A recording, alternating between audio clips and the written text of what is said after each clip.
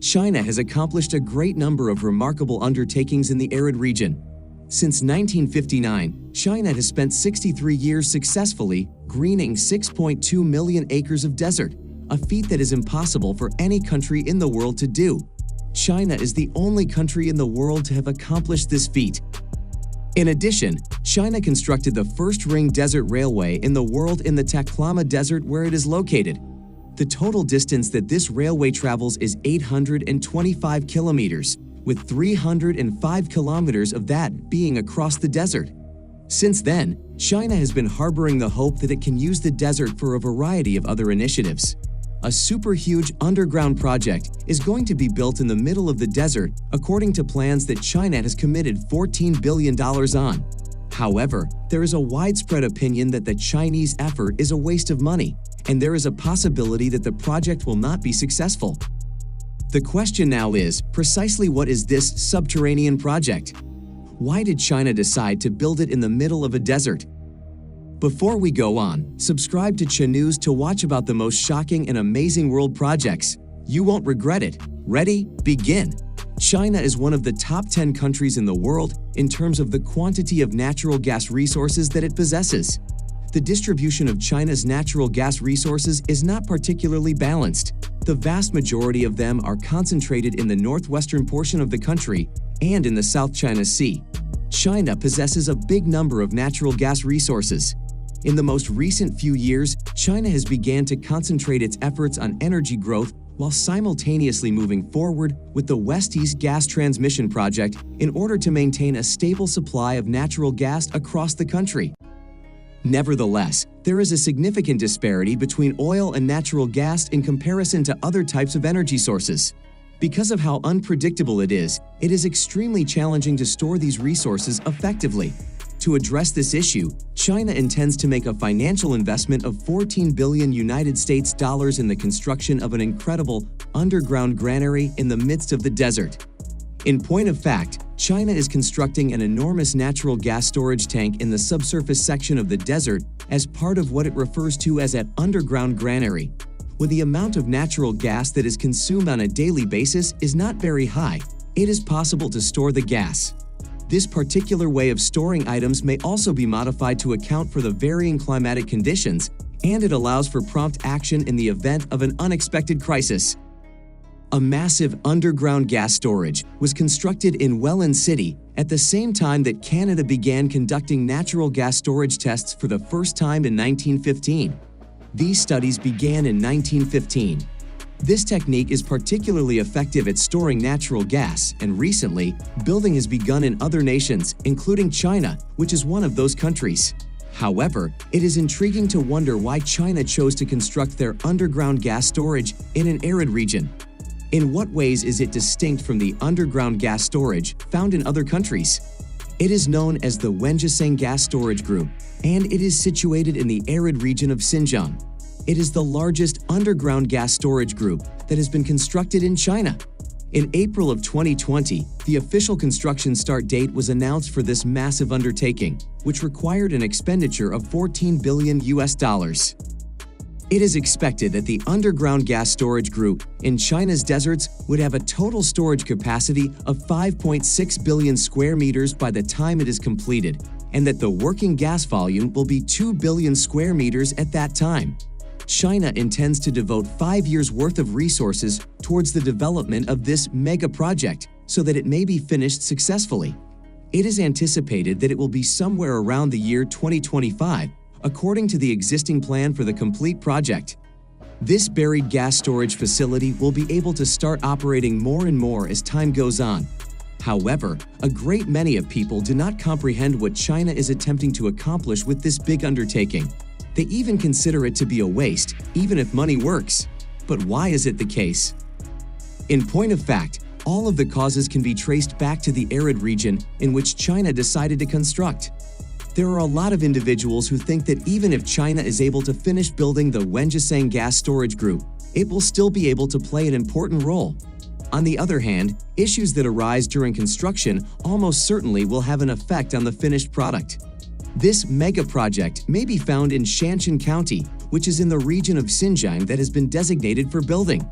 This being a desert region, the natural environment is poor, and it has been in a condition of drought for a considerable amount of time, all of which have caused the engineering team a significant deal of difficulty.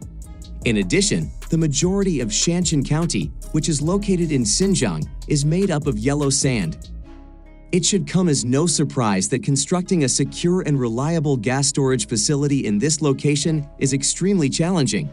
The yellow sand by itself is rather unstable and challenging to stabilize. In addition, the topography of Shanxi County is rather complex, which means that the Chinese team building the project will need to consider extensive countermeasures. Rushing into construction would certainly result in the project falling short of expectations. In the context of the longer-term debate, the Chinese personnel drew on their previous work in the Daking oil field. At the same time, the theory of dynamic sealing of complex geological structures was suggested, with reference to the groundbreaking achievements that were achieved during the construction of China's fourth gas storage. In the end, the overall improvement scope of depleted gas reservoirs was increased, and the capacity and utilization impact of the complete gas storage was raised to its maximum level. This brought the total amount of gas storage closer to its maximum potential. The development of this significant project in China has continued in this manner. If it was going to be this difficult before construction ever began, then why did China choose to do it in the middle of a desert? It has been decided by China to construct an underground gas storage group in Shanxi County, which is located in Xinjiang. In point of fact, there are three things to take into account. The building of gas storage facilities in China has been comparatively trailing behind in recent years, which has resulted in a great deal of difficulty. As a direct consequence of this, the peak shaving ability is not very good, and the overall growth of the natural gas sector in China is proceeding at an extremely sluggish pace. There have even been reports of gas shortages in a number of different regions. The gas storage group has the potential to realize improved co-construction with Xinjiang's Hutuba gas storage and Tarim gas flooding, which would result in the establishment of a Northwest gas storage center with a capacity of up to 20 billion cubic meters. In this manner, the effect of their preservation will be it will come with enhanced guarantees as well as basic enhancements. Second, because it is located in an isolated part of China, Xinjiang has the potential to become more well-known because to the enormous gas storage facility there. Good development. The building that China has been doing in the desert is, in and of itself, a significant step forward. China has provided ample evidence to the rest of the globe over the course of the years regarding the capabilities of its infrastructure. If it turns out to be feasible to construct a gas storage group under the desert despite widespread skepticism about the possibility in many nations, then the quality of China's infrastructure will be given a better rating. After that, people in other nations will regard China with an even higher level of adoration. As a result, China made the decision to spend 14 billion United States dollars to construct the most promising gas storage group in the most challenging terrain. The benefits that have resulted from this decision are virtually limitless.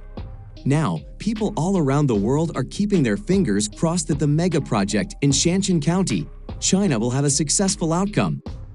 Additionally, the outcomes of China's west-to-east gas transmission will improve as a direct result of this initiative. The level of living of the people in Western China will unquestionably improve at that time, and the economy will likewise advance in a very healthy way. And China will provide a completely new image to the rest of the globe. Besides boats and planes, China also uses this route to reach Taiwan.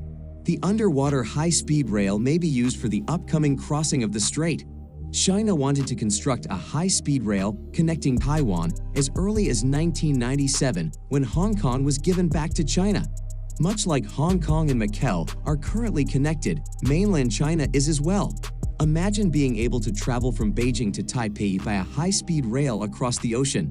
The distance between the two sides of the Taiwan Strait in Fujian, China, is just 131 kilometers, yet the high-speed train in China travels at 350 kilometers/h. By high-speed train, it takes less than 20 minutes to get to Taiwan. This may seem far-fetched right now, but China's high-speed rail has been like a dragon awakening during the previous 10 years. The high-speed rail network has expanded at a rate of 70,000 miles, and at this time, no nation can go beyond. Sure, it's a possibility, The Undersea high-speed rail project will be the most costly, extensive railroad undertaking in history, and it will be very expensive. The Beijing-Shanghai high-speed rail concept was first put up by China in 2008. Rapid transit. Undoubtedly, this is a challenging project that calls for a wealth of Subsea high-speed rail technical expertise. Since the undersea tunnel will be the most expensive and difficult component of the project, even Japan, the United States, Germany, and other nations with early high-speed rail development and somewhat mature technology dare not take on this project. After 2008, China spent all of its resources developing high-speed rail because they thought that building roads was the first step to becoming wealthy. Nearly 30 years have passed since the debut of Japan's first high-speed rail system, the Shinkansen. China's high-speed rail system, despite a tardy start, is now on par with Japan's in terms of sophistication. In order to get the right to develop high-speed rail networks in more than a dozen nations, including Indonesia, Russia, Africa, and Saudi Arabia, China even battled Germany and Japan. The top speed of China's first high-speed rail is 160 km/h. The world's longest high-speed rail line also began operations in 2012. The Beijing-Zhuangzhou high-speed train route cut the distance between the two cities by 8 hours.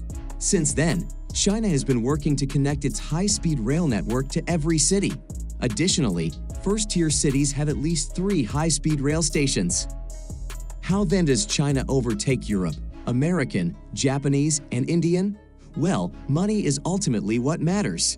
A typical kilometer of high-speed rail costs at least $15 million. In comparison to Europe, China has now finished 40,000 kilometers, while another 35,000 are currently being built. With an average cost of 39 million stim and the greatest cost, high-speed rail construction is far more expensive than China. The price of constructing a high-speed rail line in California is just 56 million kilometers.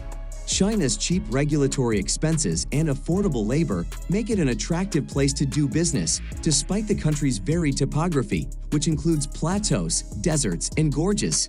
The cost is a significant fraction of what it would be in Europe, and the speed of the bullet trains has been steadily increased from their initial 160 km/h to their present 350 km/h.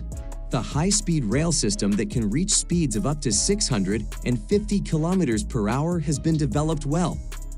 After completing all of the high-speed rail lines on land, they turned their attention once again to their primary goal, which was to build a high-speed train connection to Taiwan. After this was accomplished, they returned to their original purpose. Before the dream became a reality, the dream was only a daydream. The first requirement is to possess a deep understanding of technology, engineering, and structures that span bodies of water. There is not a single case of an overseas high-speed rail project that was built beneath the water that was a success. In 1988, Japan completed construction of the world's longest tunnel, which featured a tunnel beneath the sea. This astounding feat of engineering took place in Japan. The price was 350 million United States dollars each kilometer, whereas the cost for 33 kilometers was just $70 total. Let's say that the distance between Beijing, China, and Taiwan is 2131 kilometers, and let's also say that the distance between Beijing and Fujian is 2,000 kilometers. The price tag for the structure is estimated to be $3 billion.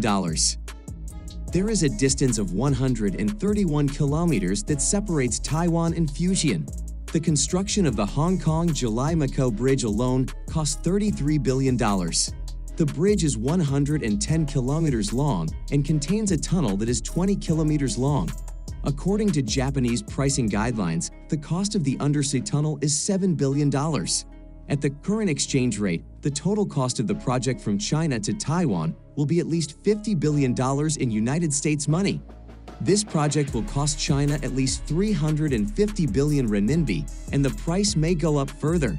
Dreaded thing, China needs to start building bridges to gain expertise, even if they have enough money and require strong core infrastructure. The longest sea-crossing bridge in the world is the most well-known Hong Kong-Zhuhai-Macau Bridge. There are the trickiest bridges among them. Plan for constructing a passageway beneath the ocean. After completing this remarkable feat, They moved on to working on projects in other cities, such as constructing submarine tunnels and crossing bridges. People from China. In China, the cities are connected to one another via both underground metro systems and high-speed rails that travel across the nation. The high-speed rail link between Beijing and Fujian, which spans a distance of 2,000 kilometers, has already been finished. According to the intended design for the railway, they have also built across the bridge in Fujian.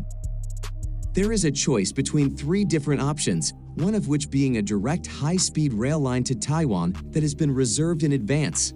They put in a substantial amount of time, effort, and resources in order to acquire in-depth understanding of subsea engineering. However, because Taiwan did not completely realize the expansion of the mainland, Taiwanese authorities believe that mainland China is unable to finish the plan at that time. This is due to the fact that Taiwan did not fully comprehend the growth of the mainland. Despite the fact that Taiwan believed its growth was picking up speed, it took the island 40 years to electrify its trains. 11 years were required to develop the high-speed rail that travels from Taipei to the island in just 17 minutes. Many people who are familiar with the building of high-speed rail on the mainland are concerned about Taiwan's infrastructure since it must be completed before the high-speed rail link to Taiwan can be completed. In under 9 hours, China was able to extend the high-speed rail station in Fujian with the assistance of 1,500 workers. This region will see the construction of more high-speed rail lines. In spite of the fact that relations between China and the United States have improved, the project is still facing considerable obstacles. During construction of the Cross, a high-speed rail project that would connect Taiwan Strait and Fujian, there would be a number of insurmountable obstacles to overcome. The most significant challenges come from the site's position in a region prone to typhoons, as well as the complexity of both construction and maintenance. Beyond the world's longest sea-crossing bridge of 55 kilometers, the topography and climatic conditions of the Taiwan Strait provide exceptionally difficult challenges for the design of a bridge to traverse the strait. Because there used to be a route between Fujian, China, and Taiwan, the cross bridge needs to be taken into consideration in order to make it possible for enormous cargo ships weighing 10,000 tons or more to pass through. In addition, Taiwan is located in an area that is prone to earthquakes. Standards for earthquake resistance must be adhered to throughout the construction process. The problem of the natural environment of the ocean is still another one. Because of the significant risk involved, it will be challenging to finish this subsea project, which will have an effect on the surrounding ecosystem regardless of its scope. In addition to that, it will push up the total cost of this significant undertaking. As a result, it is not possible to predict when exactly this massive project will be finished. On the internet, word has quickly spread about the $700 million lost in China's railway development. Everyone knows that Saudi Arabia has to start building railroad projects right away. China, Germany, and Japan are all interested in working on initiatives to support Saudi Arabia. Build the railroad. Germany and Japan recently abandoned their plans to submit bids, leaving just China to do so. Why, therefore, did China lose $700 million as a result of building railways, given that it is a global leader in infrastructure development? What precisely is happening here? China is renowned around the globe for being an infrastructure crazy, and its projects are progressing splendidly. As of now, the railway serves as both China's international calling card and the cornerstone of its economic development. In recent years, China has built more railroads than ever before. Additionally, China has constructed railways for other nations. China has helped build Ethiopian railways, roadside clinics, and other services, for instance. The majority of nations in the globe have praised China for its actions. Additionally, Saudi Arabia is a nation whose railways require improvement. As a result, Saudi Arabia and China have also agreed to collaborate on the Mecca Light Rail train project. Mecca, which is located in Saudi Arabia and has a footprint of fewer than 760 square kilometers, is a holy site for Muslims. It is comparable in size to a typical Chinese county town. There are 1.79 million people living in the mountainous, steeply terrained Mecca area.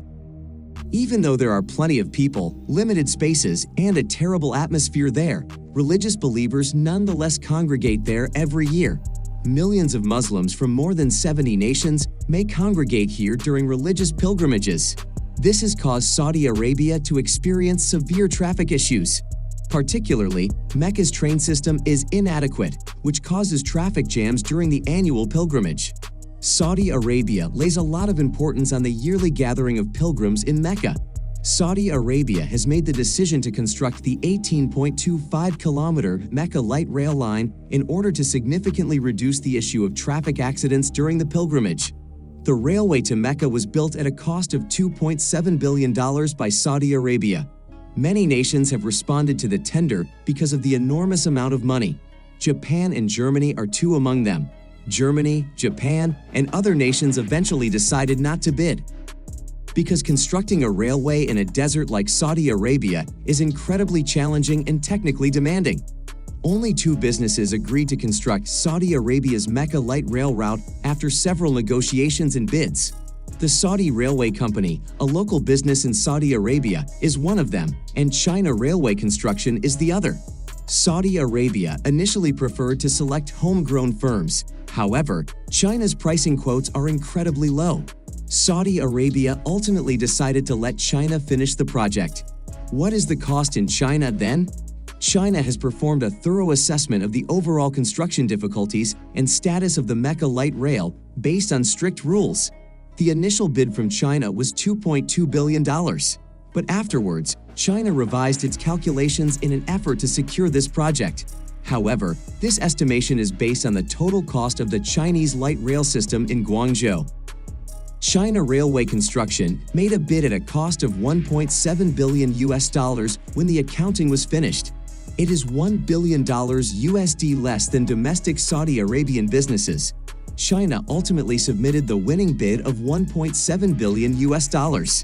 The world was surprised when China successfully finished the building of the Mecca Light Rail train and also revealed the rationale for the astronomically expensive price for which no one had submitted a bid. The Mecca Light Rail train travels over the arid landscape. Despite having submitted the lowest price of $1.7 billion, China lost $700 million on the project due to the exceedingly challenging construction. China built the Mecca Light Rail system at a cost of $700 million, but it received reimbursement and accolades from Saudi Arabia, as well as high commendation from the rest of the world. How challenging is it for China to assist Saudi Arabia with the construction of the Mecca Light Rail? China predicts that the government would work hard to collaborate on a project this size, and that approval processes will move very quickly to maximize project construction efficiency. There is no such idea in the working environment of Saudi Arabia, since the internal environments of those two countries are very different. Because of their lengthy and difficult approval procedure, the engineering efficiency of the project as a whole has decreased, falling short of China's genuine expectations. Other than that, Mecca is unique from other places in terms of light rail construction. In the Mecca region, a very wide desert belt must be crossed by the light rail, creating a very hostile environment. This is also unusual in terms of China's current building level. The foundation is weak due to the uneven terrain that the entire railway has encountered. China must thus resolve three significant issues in the whole building process. The first one has a shaky roadbed, the second is quite windy and sandy, and the third is dry and warm. When Chinese engineers were faced with the challenge of an unstable roadbed, they evaluated the environmental features of raw materials and developed the entire project utilizing the geological attributes of Saudi Arabia. The walkways at the Mecca Light Rail construction site were extensively reinforced, and various impact rolling construction techniques were utilized to raise the thickness of the subgrade using a number of different components. After finishing a detailed design, the problem with the roadbed is eventually fixed so that it may be used again. China has formed a competent sand control team consisting of hundreds of personnel in order to do exhaustive and accurate calculations for places that are prone to large sandstorms. On either side of the railway, platforms measuring 40 meters in height were built. This was done for two reasons. First, to lessen the possibility that the railway would be attacked, and second, to make it possible for the railway project to be successfully completed and put into operation. It is possible for the daily temperature at the construction site in Saudi Arabia to reach approximately 70 degrees Celsius, which is highly hazardous to human health. Because they are working in such a dry and hot natural environment, Chinese construction workers often focus on their jobs in the morning and evening, or during periods of weather that are quite chilly. The performance of the overall railway building project has been unsatisfactory as a result of these challenges. As a result of the agreement that was struck between China and Saudi Arabia, the Mecca Light Rail system needs to be operational within 22 months. Therefore, China has to increase its investments in both its workforce and its infrastructure.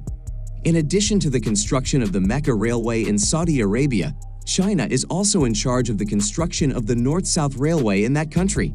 However, in order for the Mecca Railway to be operational within the timeframe specified in the contract, China has ceased all other projects involving the construction of railways and redirected the majority of its personnel. Your assistance is needed in the building of the Mecca Light Rail project. After some time had gone, China's meticulous accounting revealed that China had contributed to Saudi Arabia's development of a light rail line to Mecca at a total loss of $700 million United States dollars. This was discovered after some time had passed. This information became available as a direct consequence of China's participation in the initiative. Nevertheless, American engineers are of the opinion that China is not experiencing any financial losses as a result of its actions. The Chinese economy is unquestionably in the red, but with the completion of this railway, China has shown the rest of the world what it is capable of doing in terms of infrastructure and the speed at which it can move things forward. They are vital components of modern-day China. After this year's G20 summit, China is making changes in Argentina. The Chinese-built Jakarta-Bandung high-speed railway was displayed to the world by the president of Indonesia. However, the rest of the world believes that this is a China trap. Yet Argentina nonetheless went ahead and ordered 50 EMAs from China for $100 million. Argentina wants to overcome its financial issue to achieve economic freedom rather than become the second Sri Lanka by saving its railway system with China's assistance, much like Indonesia was able to do. So how did Argentina become powerful thanks to China? Even though Argentina's football squad is one of the best in the world, it appears that their railway system has not developed at the same rate as the team. In Argentina, there are certain trains that go between 30 and 50 kilometers per hour, matching the speed of electric motorbikes. Taking the train is not a smart choice if you need to get somewhere quickly. Argentina's foreign debts as of this year are $277.6 billion. The president of the nation feels that Argentina's railways need to be modernized in order to revive them since their prosperity is allegedly slowly vanishing. Argentina will need to cooperate with China in order to escape its situation. Argentina, which will have a land area of 278.04 million square kilometers in 2022, is situated in the southeast of South America. Argentina will have a total population of 47.32 million people. Despite having a sizable population, they are mostly of Italian ancestry. This is due to Argentina being a Spanish colony in the middle of the 16th century. There were more than 200 years in this period. Argentina did not become an independent nation until 1812, when Spanish colonial authority was finally ended. It is well known that between 1880 to 1930, a large number of Italians immigrated to Argentina. Over the course of 50 years, 2 million Italians emigrated to Argentina, making up half of all immigrants the country has ever received. Argentina briefly became wealthy as a result of the unexpected population growth, and their development accelerated. Previously outpacing the United States in terms of economic development and railroad construction in 1932, Argentina also saw growth. Argentina constructed a 206-kilometer-long cloud railway. When the railway was finished, it created a worldwide sensation. The railway travels from Salta, a city in the Andes Mountains at an elevation of 1187 meters, to the Atacama Plateau. The highest point is 4221 meters above sea level, which is comparable to taking the train up Mount Everest's mountainside. The Andes Mountains, which stretch from the green hills of Salta, a city, to the desolate Atacama Plateau, will roll majestically beneath your feet as the train passes through a section of viaduct that is close to the clouds. You will notice that the clouds are just outside your window during this section of the journey. It is far more exhilarating to observe the stunning landscape along the route than to ride a roller coaster. the Georgetown Circular Railway in the United States, and the Burmese Death Railway, according to many, cannot even come close to matching it before China was founded. Argentina's railroads also had a disreputable past. Argentina established its first domestic railway in 1857 after the country had prospered economically. Additionally, for a while, thanks to this railway, Argentina was able to compete with more advanced nations in the world's railway transportation sector. Argentina actively expanded its internal railways after realizing the advantages.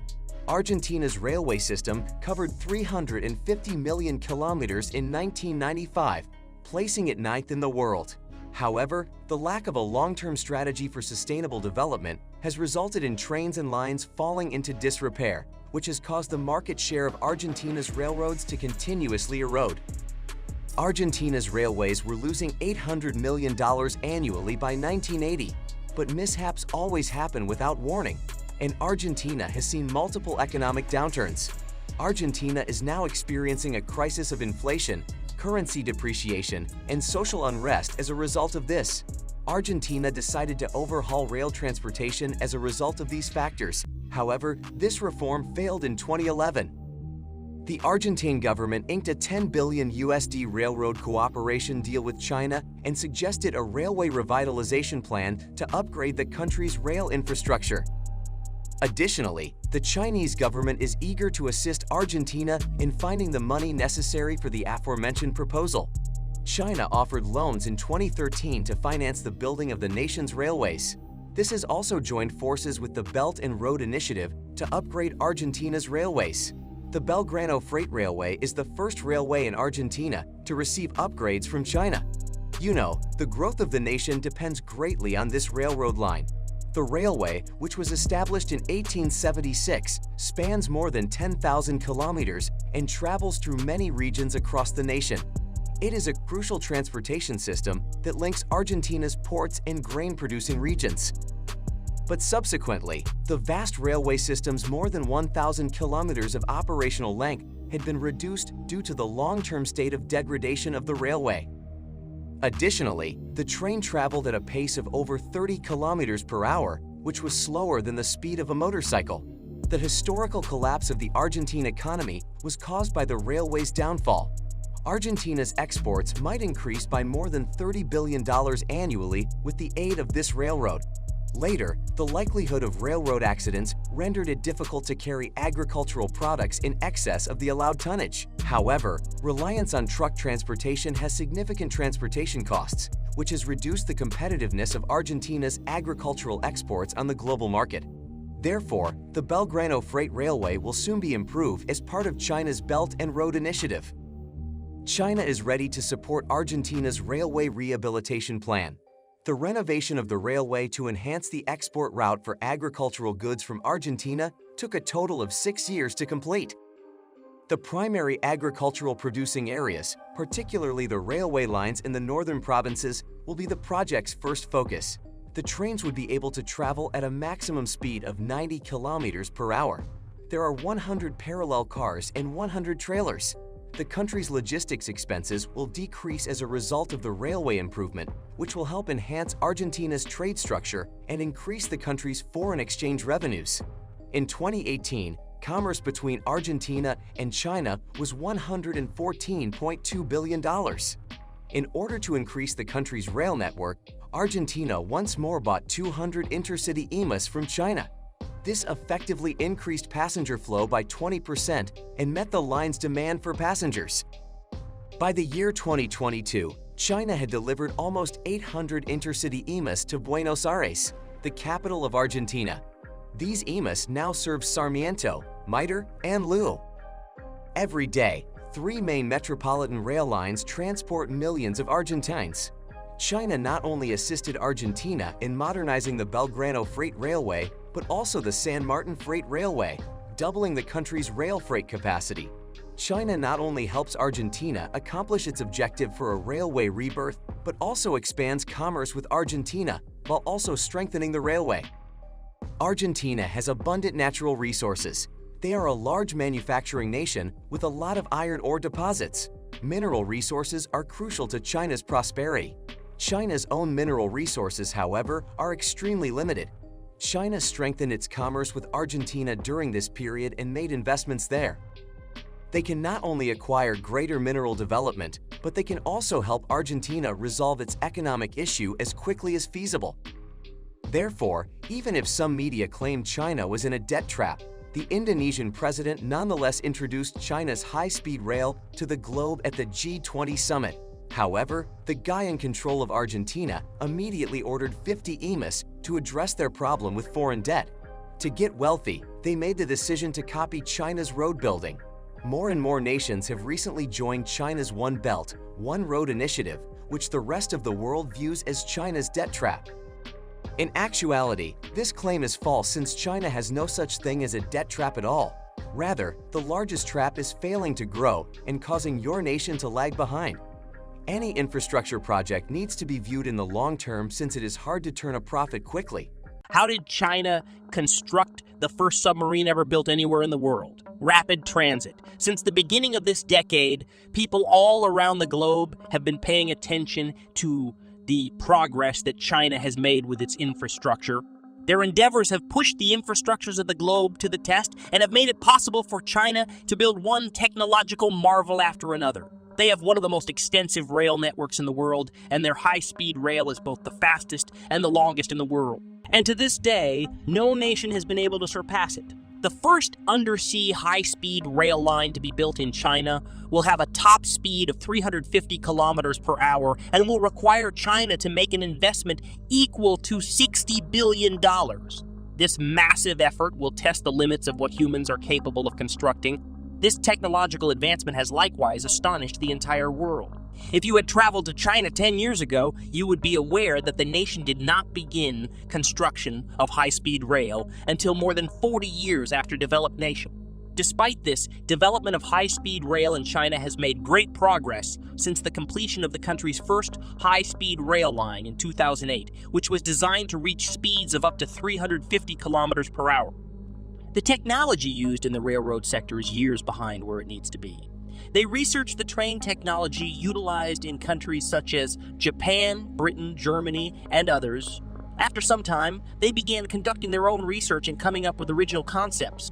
After 2008, China began to establish high-speed rail lines to all of its cities throughout the country. More than 70% of the world's high-speed trains currently travel more than 40,000 kilometers, which is an increase from more than 9,000 kilometers in the year 2012. Construction has not yet been completed on all 30,000 kilometers of high-speed rail. The speed limit has been increased from 450 kilometers per hour to 350 kilometers per hour. The new high-speed rail, which was developed with the help of maglev technology, is now capable of reaching speeds of up to 650 kilometers per hour. The high-speed train that runs through China moves at a speed that is comparable to that of an airplane. Which city in China would that be? Is that a substitute? A quickening of the train's pace? Shantel is a very unimportant coastal city in China, and it is home to only 5.5 million people. Despite this, the city's location is extremely important to the general growth and development of China.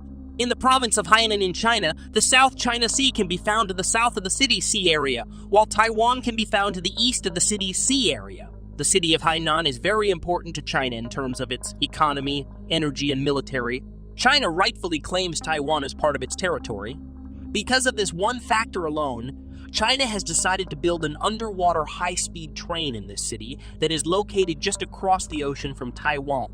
Submarine engineering, however, is not a simple undertaking. After all, the ecosystem that exists within a submarine is quite a little more complicated than that which exists on land. It is a really difficult task.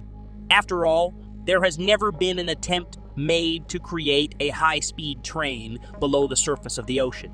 Many nations in the Western Hemisphere have a hard time grasping the enormity of this undertaking. Could construct an underground railway capable of very high speeds. To begin, an underwater passageway has to be built. This underground passage runs for a total of 9,781 meters in length. It is a high-speed railway tunnel that is located under the sea, and it has one hole and two tracks. The water is 100 meters deep, and the planned speed is 350 kilometers per hour. It is necessary to find solutions to a number of complicated geological difficulties before the seabed of the complex can be utilized for development. In conjunction with the tremendous pressure of the water, the presence of the sea, wind, waves, and rapid flow, together with a large number of additional unfavorable construction conditions, is inevitable. Seawater is particularly corrosive to metals. The prevention of corrosion of construction materials brought on by exposure to seawater will be the initial challenge that the project in the planned location will face. It is necessary to remove a substantial volume of rock from one spot. However, unlike on land, this task cannot be accomplished by the use of explosive blasting. In addition to this, the seabed may be broken up into 17 different faults. In addition to this, the discovery of a magnitude 8 seismic zone in the Pacific Rim volcanic seismic zone posed a significant obstacle for the project, which has been plagued by a great deal of difficulty.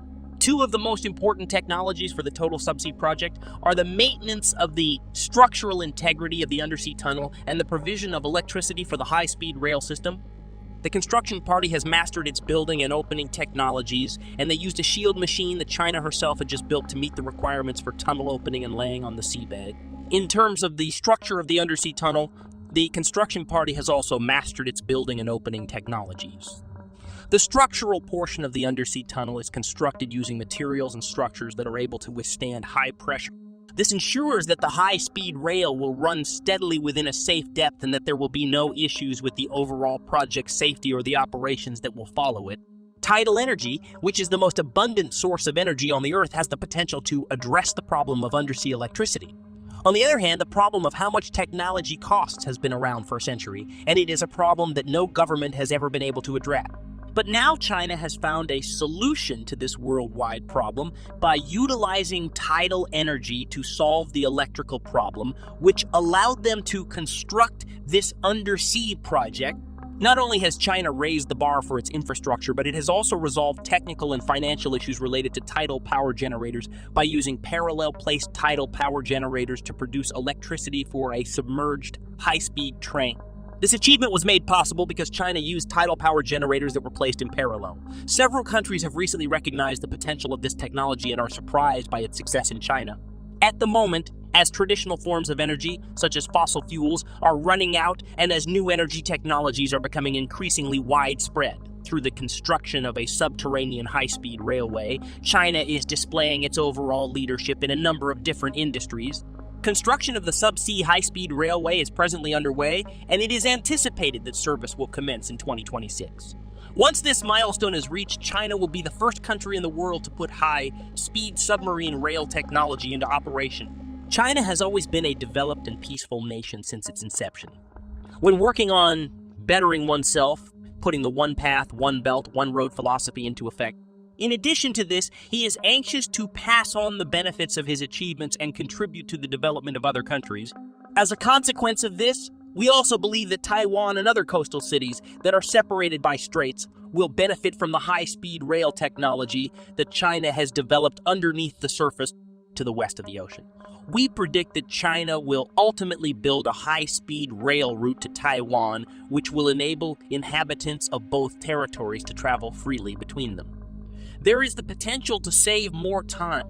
It is possible to argue that it serves a variety of purposes. The practice of drilling for natural gas and oil in the water is universally considered to be unethical. On the other hand, there are a lot of reasons to conclude that it has a positive overall influence on the country. Offshore drilling has the potential to result in a number of positive outcomes, including improvements to the economy, international status, and the environment. In addition to this is contingent on there being ongoing financial investments in the nation's oil production. Now, China, which has 61 drilling platforms, has just disclosed its horrifying new oil discovery, which will change everything about the entire planet forever. The discovery by Chinese researchers of the country's first huge deep water and deep strata gas field represents a significant advancement in the country's scientific community. There is a gas field in the sea to the southeast of Hainan province that has reserves that have been confirmed to be greater than 50 billion cubic meters. Now, this is a really significant step forward for the government in terms of their aspirations to hasten the exploration of the deep sea. And this is really important for the country to continue to be energy independent. According to a recent announcement made by the China National Offshore Oil Corporation, often known as CNOOC, the new gas field would be known as Bowdown 21-1. Furthermore, it was the greatest major breakthrough in drilling in the southern and boundary region in the nearly half a century that followed it. Deep water is defined as having a depth of more than 300 meters, and it is typically the focus of offshore oil and gas exploration. In addition, the depth of a well is considered to be deep if it is greater than 3,000 meters. Experts say that the terrible Down 21, one gas field, can be found in a region of the deep water that is located to the southeast of Hainan Island. It is able to function at depths that are larger than 1,500 meters and has a finish, well, that taps depths that are greater than 5,000 meters. And due to these circumstances, it is exposed to marine geological conditions that are exceptionally severe, particularly because Skechno is the financer. Head geologist Wook Yang put it Bowdown 21. One proved about SAG's potential for further exploration, and he also pointed to the fact that China has achieved a significant technological advance in the realm of deep water drilling. Wook Yang said, "This proved that SAG has the potential for further exploration." In addition, researchers believe this has significant repercussions for locating further formations of this type. Lin Bo Kyung, who is the chairman of the Center for Energy Economics Research at Simon University, asserts that the deep sea and deep earth exploration technology that China possesses is among the very finest in the world. Her assertion is that the discovery will also contribute to the acceleration of the development of other exploration instruments of a similar nature. In addition to this, it provides the country with the opportunity to showcase its innovative technology capabilities on a potential stage. Lin also noted that the recently found gas field will assist in ensuring that China's supply of energy would be stable, considering the ever-increasing price of natural gas across the globe. Additionally, this plan would guarantee that the government will be able to meet the rising energy needs of its inhabitants. According to CNOOC, the Bowdown 21 is located approximately 150 kilometers from Deep Sea Number 1. According to a news agency, China's independently generated ultra-deep ocean gas deposit was just recently discovered. Since it began operating on June 25, 2021, the Deep Sea Number 1 extraction platform has successfully recovered more than 2 billion cubic meters of natural gas. The question therefore becomes, why is China installing so many oil rigs offshore? Oil rigs are, without a doubt, beneficial to the economy as well as the employment market, and the rest of the world as a whole will eventually begin to reap the benefits of a healthy oil market. Shipping, many modes of transportation, and other forms of travel are extremely important for such a large country as China.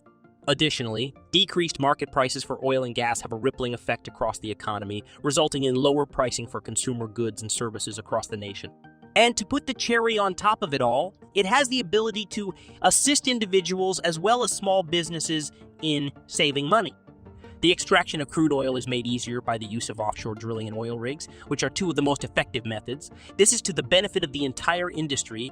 In addition, China recently achieved 2 world records in the field of deep-sea energy exploration.